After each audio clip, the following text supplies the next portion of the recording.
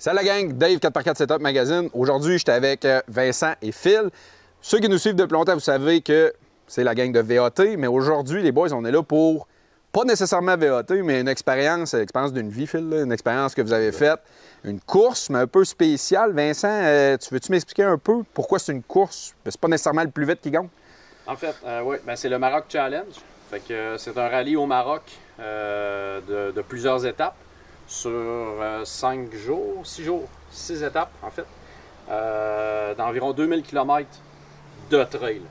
OK. Donc, on a fait plus que 2000 km, mais 2000 km vraiment de off-road. OK. Puis en fait, oui, effectivement, c'est que l'organisateur donne un temps, en fait, par étape. Par exemple, s'il donne 9 heures, par exemple, il faut arriver le plus proche du 9 heures. Sauf qu'on ne sait jamais s'ils en ont mis beaucoup plus ou beaucoup moins. OK.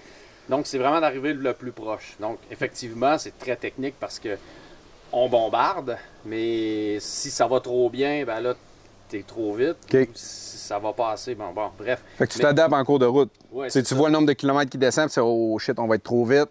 Oui, bien c'est parce qu'en fait, il y a des pénalités. Au travers de ça, OK. Oui, exactement. Puis au travers de ça, en fait, c'est que tu roules 9 heures, 10 heures, sans arrêt, il en se passe des choses. Donc, tu peux avoir crevaison, tu peux être calé, tu peux briser. Donc, effectivement, je te dirais que le 3/4 de chaque étape, tu es en mode le plus rapide possible. Parce que les incidents, les embûches, mettons, vous font perdre du temps. Puis là, on a peur de rater un peu le timing qui est demandé. Phil, toi, tu étais sa navigation. Tu vois, ça, c'est quelque chose qu'on reçoit des questions des fois, là, ces rallyes-là, que ce soit Rallye Désert, Georgia et tout ça. Le côté de navigation fait peur au monde des fois. Là. Ça marchait comment pour votre rallye pour naviguer? Comment tu faisais? Avec une application qui s'appelle TuneNav. OK. Et avec des applications GPS personnelles que vous aviez. Qu'on peut avoir. OK. Puis incluant le Stella, la boîte qui nous fournissent, qui nous repère en tout temps, qui nous annonce les dangers. OK. Puis tous les waypoints. Fait qu'eux vous traquent en cours de route. Vous ne pouvez pas tricher et décider de prendre un shortcut. Non, ils vous suivent, ils le savent. Mais en même temps, ça a le bon côté que s'il y a un accident, ben crime, les boys, ils savent exactement où vous êtes. Exact. OK, good. Si tu veux dépasser quelqu'un, il faut aller appuyer sur le Stella. OK. Tout est sécuritaire. Ça prévient le véhicule à l'avant. À l'avant. Stand-by, je m'en viens. Il faut qu'il te confirme qu'il sait que t'es là, que tu veux qu'il te dépose. OK, fait que c'est quand même axé sur la sécurité. Oui. Puis, OK, un rallye comme ça, c'est beau, là, mais le Maroc, c'est pas Québec. Là. Comment on fait pour choisir le véhicule adéquat? Comment ce procédé-là embarqué? Parce que là, on va en parler après du véhicule. Là. C'est une bête, ça, là. On va en parler après. Mais en fait, il y avait plusieurs catégories. Okay. En tout et partout, il y avait 170 véhicules environ, Phil. Exact. Puis nous, on était dans la catégorie TT3. 2. TT2, excuse-moi. Et puis TT2, c'était, si je me trompe pas, 4x4, SUV, moteur, si je me trompe pas. Aller jusqu'à 2,9 litres. Aller jusqu'à 2,9 litres. Ça peut être essence ou diesel. Et puis, nous, on avait un moteur à 5 cylindres 2,5. Donc, ça, c'était en catégorie. Fait que nous, en fait, vu notre spécialité, on spécialise beaucoup dans le Defender. Puis, on voulait un véhicule qui était fiable, léger. Très polyvalent. Très polyvalent. Déjà en Europe. Déjà en Europe. En donc, plus. Nous, on les importe d'Europe. Ouais. Donc, vois-tu, le véhicule, on l'a pris, en fait, en France. On l'a préparé. On l'a ramené en Espagne parce qu'on a décollé le rallye, en fait, le traversier partait de Almeria en Espagne. OK. Et puis, amener le Defender par la route jusque-là. Ensuite, le traversier, on a pris le traversier jusqu'à Nador. Et puis, après, c'était le début des étapes. Mais le véhicule, effectivement, de choisir des véhicules. Nous, c'est un choix logique parce que c'était en fait notre spécialité. Ouais, exact. On connaissait la mécanique. Phil connaissait beaucoup la mécanique. Ces véhicules-là, je redis. Mais en fait, même la conduite et tout, c'est très facile. Ça, c'est dans les années que vraiment pas d'électronique, mais juste assez de technologie pour que ça soit facile à conduire. C'est un trait, on l'a fait, on l'a essayé là, pour le fun, un petit trail aujourd'hui, vraiment le fun puis relax. Là. Écoute, c'est une machine parfaite, selon moi, parce que on l'entend beaucoup dans la route, là, les technologies qui embarquent, ça vient l'eau, il y a trop de stock, il y a tout le temps de quoi qui bip, qui brise. Ça, tu as tout ce que tu as besoin de faire la route mais tu n'as pas les contraintes de tous les problèmes électriques qui viennent avec, et puis les technologies. Écoute, veux-tu nous en dire plus un peu sur le véhicule, par contre, pour ceux qui... Je continue avec, par exemple, le choix du véhicule. C'est qu'il faut que tu dises que dans le rallye, c'est un rallye un peu compétitif, si tu veux. Ouais. Donc, il fallait un véhicule qui tienne un peu la route, donc qui soit un peu rigide. Un véhicule, justement, pas beaucoup d'électronique. Ça, l'histoire, c'est que tu as beaucoup de Saab. Les Saab, il y en a partout. Ouais. Donc, les véhicules plus récents, ils souffrent beaucoup de cette poussière. Ouais. Puis la poussière au Maroc, elle est extrêmement fine. 40 partout. Okay. Donc, les véhicules qui ont des problèmes électriques, il y en a beaucoup. Donc, vraiment, ces Defender-là, TD5, il n'y a presque rien après. Donc, le moteur diesel, pas beaucoup d'électronique, c'est parfait. Mais là, vous aviez Phil, qui est le mécanicien expert en chef au Québec en Land Rover. T'as dit que t'as pas eu grand-chose à faire pendant le rallye? Non, on était chanceux. De ce côté-là, on était très chanceux. Pas de bris, pas resté pris, aucune crevaison. Fait que le véhicule a fait exactement pourquoi vous l'avez choisi. Et fiabilité, se débrouiller, puis ouais, parce que c'est sûr qu'on s'attend au pire pareil, on se fait des scénarios. Très impressionnant. Y a-tu eu beaucoup de bris de d'autres coureurs que vous avez vus? Oh oui. Justement, on a été très impressionnés parce que en fait, c'était pas qu'on. Je sais pas qu'on était déçus de ne pas briser. Puis pas, c'est juste. Je comprends que ça va. On avait le challenge, on n'avait pas autant parce qu'on arrivait, par exemple, dans les dunes de sable. Puis on a des vidéos de ça. Il y avait des tonnes de 4x4 enlisées. Nous, on souffrait même pas, en fait. Ça allait bien. On se promenait au travers. Tellement bien, c'était surprenant, en fait. Donc, on était très, très satisfaits. On a vu des essieux cassés, des devants brisés au complet. Le type de terrain, c'est sable beaucoup. Puis, beaucoup de roches. Ouais, ben c'est ça, je voulais savoir. Là, il y a quoi d'autre comme challenge de terrain? Rocailleux, désert de roches. En 20 minutes de route, on peut voir du sable noir avec de la grosse roche, du 0,3 pendant un bout. Après ça, des grosses roches. Il faut vraiment s'adapter au cours de route. Tu ne peux pas juste mettre ça sur le cruise. Non, c'est ça. Ça change beaucoup. Justement, avant les étapes, nous, on ne pouvait pas vraiment anticiper 100% du terrain. Ils nous donnaient un average de qu'est-ce qu'il allait avoir. Ils nous disaient, par exemple, aujourd'hui, on va faire des dunes, on va faire un petit peu... Mais point. Le problème, c'est qu'en fait, les pressions de pneus, on fait quoi, là? 12 PSI, 15 PSI, 17 PSI, on ne savait pas. Parce qu'en fait, si tu mets pas assez puis le terrain est dur... Il change, puis là, tu n'as plus le bon setup. Tu n'as pas assez de tenue de route, tu ne veux pas dérimer. Ouais. Donc, par contre, si tu sais que tu vas dans les dunes, ben là, tu sais que tu veux dégonfler au maximum parce que tu veux flotter sur le sable. Mais bon, on a trouvé... une recette gagnante. Une recette, juste un milieu, là, c'était parfait. Là, donc, question plate, là, puis ça, c'est des haters qui vont écrire. Là, mais est-ce qu'un Jeep ferait bien dans un événement de même? Puis je parle pas comparer, parce que lui, c'est une légende. On le sait qu'ils font bien. C'est un Jeep. Mais là, des fois, c'est le chauffeur aussi. Là. Mais quelqu'un qui voudrait faire ça avec un Jeep, c'est-tu quelque chose qui c'est quand même bien? Oui. Celui qui a fini premier, c'est un Jeep. Oui, première position dans notre catégorie, c'est un Jeep. Donc, il y avait beaucoup de Jeep. Ouais, sûrement. Je te dirais que... oui, il y en avait beaucoup. Les Jeeps, là, il y avait peut-être... Bon, en pourcentage des catégories SUV, là, il y avait-tu 40 30 30 quand même. Un 30 Un bon 30 OK, c'est fait qu'il y en a pour tous les goûts, tous les budgets. Tu avais des véhicules à 5 000 €, puis tu avais des véhicules à 200 000 €. Donc, il y en a pour tous les budgets. Parfait. Ça, c'est intéressant. Mais là, je veux aussi qu'on revienne à ce véhicule-là. Là, aujourd'hui, une petite tête tranquille.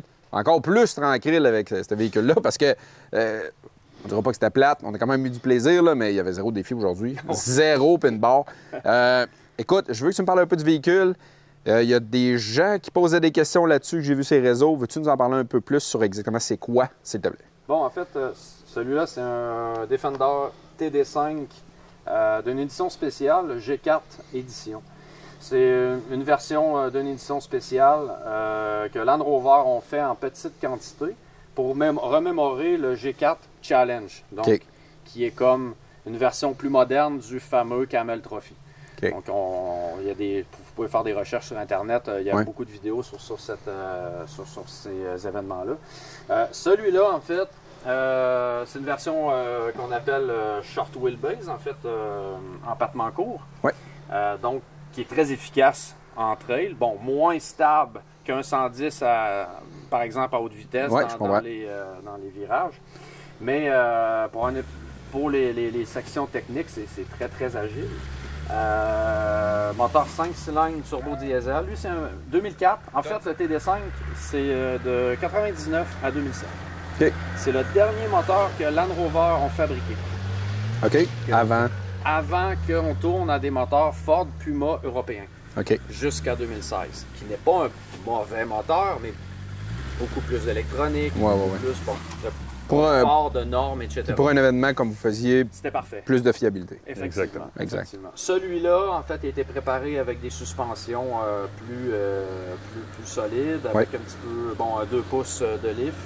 Les pneus BF Goodrich un petit peu plus gros. Je pense qu'on est en 33, si je ne me trompe pas. Je me trompe peut-être. Ça ressemble à ça. Je suis pas sûr. Ensuite, le reste, c'est quand même stock parce que l'édition de G4 était quand même bien montée avec le roll cage d'origine. Oui, parce que là, on parle de la cage en grandeur là, à l'intérieur. Oui. Ouais, c'est ça, c'est fou. Donc, Là. il est vraiment cagé jusqu'au châssis. Ensuite, le rack de toit, en fait, qui est d'origine de G4. Wow. Il y a juste le pare-choc à l'avant qui n'est pas d'origine. Mais sinon, le reste, c'est... C'est une machine qui était à la base créée pour l'aventure. Exact. Faite pour ça. C'est ça, exactement. Exact. Bon, c'est la couleur est spécifique, etc. Mais La nous, couleur est spécifique à l'édition, right? Ouais, c'est OK, c'est ce que tu disais tantôt. C'est vraiment une belle édition. Ben, nous, en fait, ça a tombé comme par hasard qu'on achète une édition spéciale pour aller faire le rallye. Donc, c'est bon. Il y en a qui vont crier au scandale. C'est une édition rare. Vous allez être courser avec, bref. Mais bon, c'est juste que ça a bien fait. Déjà, ça donnait beaucoup plus de sécurité d'avoir le roll cage. Tout à fait, tout à fait. Parce que je te dirais qu'une couple de fois, on s'est fait peur. On s'est fait peur quelques... Oui, sûrement. Hein? Le nombre de fois que le véhicule a levé des 4 roues, on le calcule pas. OK. C'est Puis, Ben, pour ceux qui ont été dans le désert, je pourrais peut-être comparer ça un peu à la neige. Pas de la cécité des neiges, mais on dirait que des fois, tu vois pas non plus le dénivelé ou le 3 dimensions. Je sais pas si ça vous a fait, ça fait là. plus dans le sable, plus dans les dunes de sable. Ouais, c'est ça, exact. Quand tu roules dans les dunes, dans le des désert, fois, tu le pour vois le et désert, t'es dedans. Là. Dans le genre pour désert, non. C'est tellement rocailleux que tu as tout le temps une ligne d'horizon, OK. mais que tu vois pas le bout. Et ça finit finit plus. jamais. Puis partout où tu regardes, c'est toute la même ligne d'horizon. Ouais, ça c'est Mais dans le sable, oui, en effet. À un moment donné, tu perds, là, et puis il peut y avoir une drop. Puis c'est de là que le monde se prenait. Là. Fait que là, autre question qui me vient avec ça. Là, vous êtes craqués, vous avez eu du fun toute la journée, je l'ai vu, vous aimez ça. Y en a-t-il un autre qui s'en vient? Oui, on va le refaire. Bon, la question, est-ce que ça va être pour l'édition 2026? Pas sûr. Parce qu'il y a énormément de préparation autour de ça. Ouais.